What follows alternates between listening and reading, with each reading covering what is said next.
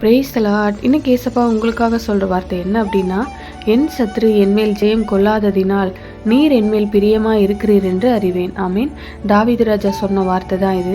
ஆண்டவரே, நீங்கள் என் மேலே பிரியமாக இருக்கிறதுனால சத்ருவால் என்னை ஜெயிக்க முடியல. அவன் போராடிட்டே இருக்கான். நிறைய சத்துருக்கள் எழும்புறாங்க, என்னை அழிக்க நினைக்கிறாங்க. ஆனாலும் அவங்களால என்னை ஜெயிக்க முடியல. ஏன்னா நீங்கள் விடலை. அதனால் எனக்கு தெரியும் நீங்கள் என் மேலே ரொம்ப பிரியமாக இருக்கீங்கன்னு சொல்லியிருக்காரு.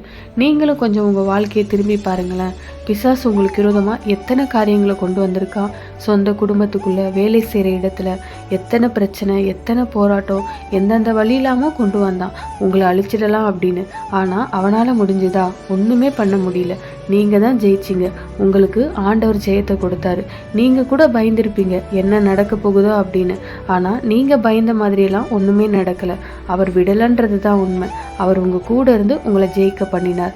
இனிமேலும் உங்களை ஆசீர்வதிப்பார், ஜெயிக்க பண்ணுவார். ஆமாம் தானே? அப்படின்னா அவர் உங்கள் மேலே பிரியமாக இருக்கிறார். அதை நினச்சி ஆண்டவருக்கு நன்றி சொல்லுங்கள். அதை நினச்சி அவரை துதிங்க. நீங்கள் அவரை துதிக்க துதிக்க அவர் ரொம்ப சந்தோஷப்படுவார். தொடர்ந்து அவர் உங்களை பாதுகாப்பார். நீங்கள் தொடர்ந்து ஜெயிப்பீங்க.